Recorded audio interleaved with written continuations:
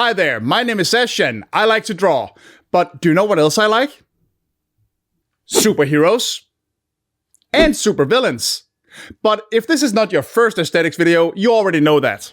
Superheroes and supervillains go together like bread and butter, and some villains make such an impact that they practically become synonymous with their heroes and join their regular rogues gallery.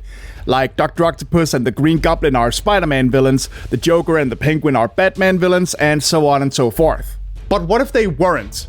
What if we shook things up a little and let our beloved heroes fight someone other than their usual dance partners for a change? I did this a while ago, ending up making two lists of 6 heroes from the two big superhero publishers, Marvel and DC, and rolling the dice to see which hero got to fight a villain from what other hero's rogues gallery. The result back then was that Shazam, the young boy turned magical Superman, duked it out with the Blue Snowman, a quirky and obscure Wonder Woman foe who has been around since the golden age of comic books. I really liked that video, and it seems like you guys did too, so we're doing it again. But this time we're doing 2 drawings just for the heck of it. Just to make sure that we're all on the same page here, here's the list of rules that I broke down last time. And if you need any of them clarified, you can just click the card in the corner to watch the first video. And just for clarification, this isn't a full-on trade. Like, if I roll Green Lantern fighting a Spider-Man villain, I'm not going to also be drawing Spider-Man fighting a Green Lantern villain. It's always going to be a new role, just to keep things interesting. With that out of the way, here's our list of heroes. And since we've already used him, we're just gonna be swapping Shazam out with, let's say, Hawkman. Alright, that's enough talk. We're here to see some heroes and some villains duke it out, so it's time to roll some dice.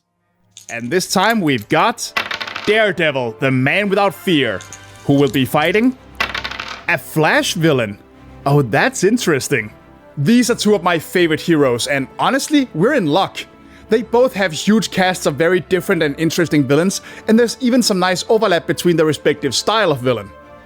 Daredevil is a fairly low-powered hero with mostly his advanced senses and combat ability to play with, but when he's not fighting the Hand or the Kingpin, he's no stranger to going up against enemies far out of his pay grade. I mean, heck, some of his earlier stories had him fighting Electro and Namor. This is good because most versions of the Flash are absurdly powerful characters who, when they're not fighting other evil speedsters, actually have a gallery of slightly more grounded villains. Many of them have tech that push them above your average super goon, but they're still just people at the end of the day that a stubborn dude like Daredevil can actually go up against. In fact, the biggest problem I faced as I was trying to pick a Flash villain for Daredevil to fight is that most of my candidates were just a little bit too similar to Daredevil's own villains. At first I was considering the Trickster, but nah, Daredevil already has the Jester. Then I thought about Mirror Master, cause I thought he would be a real challenge to Daredevil's super senses. But he's already fought folks like the Spot and Coyote who can also teleport, so that's out. And if we go more obscure, there's Murmur, I guess, but Daredevil fights no shortage of creepy looking killers. So again, a little too similar. No matter what character I looked at, it just didn't feel quite right, and I was at the end of my rope. At least until I remembered that nobody said I had to use a modern Flash villain. Remember the legacy clause? Yeah, I can refer to any character who has used the superhero or villain identity that I want. And so I turned to the original Flash from the 1940s, Jay Garrick. Jay is not anywhere near as overpowered as most of the other Flashes, and he even has his own assortment of villains, which is where I finally found my perfect candidate. His name is Peter Merkel, but comic book fans might know him better as the Ragdoll. In his first appearance back in 1942, Merkel was a man born with a condition called triple jointedness, which made him extraordinarily flexible, and he used this ability to disguise himself as a ragdoll so that he could infiltrate toy stores and rob the registers at night. And if you think that sounds too silly to be a good fit for Daredevil, don't worry. As comics developed and became darker over time, Ragdoll grew into a much creepier villain, becoming a killer and cult leader and even selling his soul to Neron. And if you still don't buy it, just read Gail Simone's Secret 6 and ask his children what a lovely, goofy fellow they think he is. If you can stomach it. No, I'm serious. Only read this if you can handle it. To put it bluntly, shit gets dark. There are actually a lot of good reasons I picked Ragdoll. First of all, there's just the color contrast. I already talked about how a nice contrast between hero and villain can really make a fight between the two look great in the last video, and this is almost entirely red on green. Yet with just a little bit of red in Ragdoll's hair, connecting the two of them visually. He's also just the right mix of genuinely menacing and comic booky, in lack of a better word. I mean, I love Daredevil, but I do get kinda tired of the idea that some people have that he can only fight dark and gritty foes like the Hand and Kingpin, or maybe Bullseye if someone's feeling generous that day. I mean, he's still a superhero, right? He's still a comic book character. So let him fight some comic book supervillains. It's not rocket science.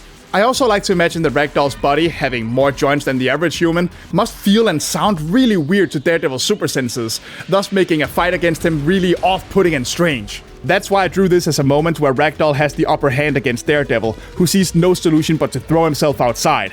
In retrospect, I should definitely have added way more glass shards, but I still really do like the energy of the piece. The hardest part was honestly shading Daredevil's single-color costume in a way I liked. I tried to do classic black comic book shading at first, but that is a whole skill set of its own, and I couldn't get it to look right. So I settled for what we got here.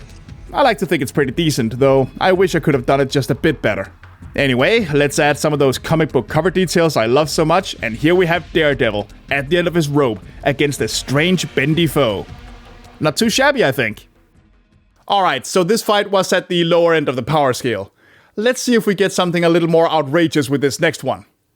Alright, get out of here, Daredevil, you had your turn.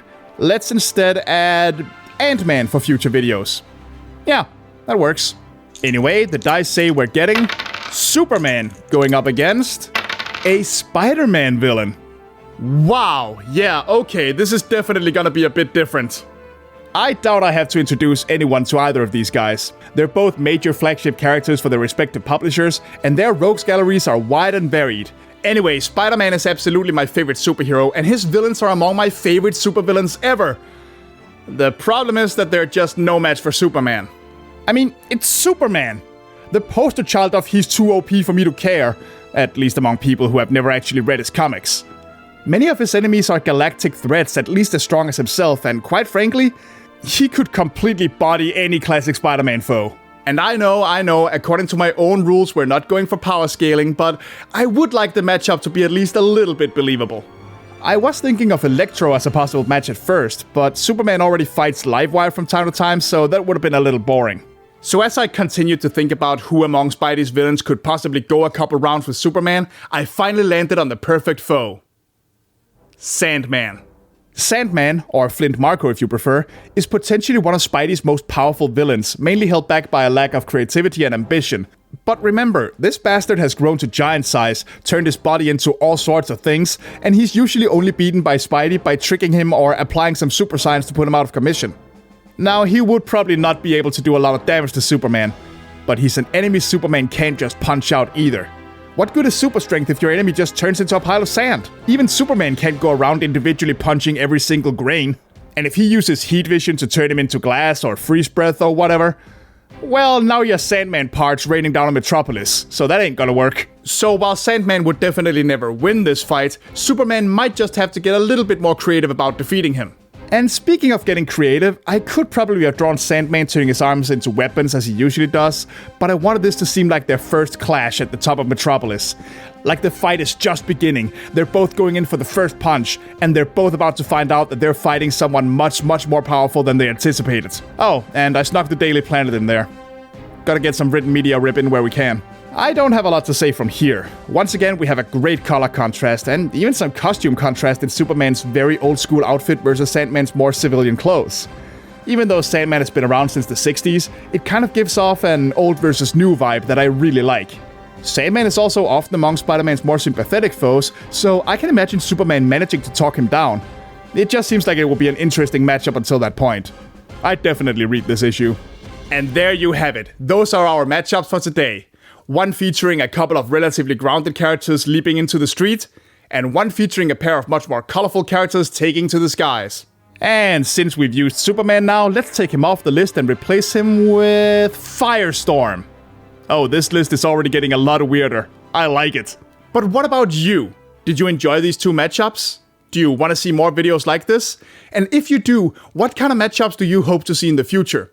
Tell me all about it in the comments below, and don't forget to click the like button and subscribe to the channel for more art videos in the near future. I'll see you there, folks. Bye bye.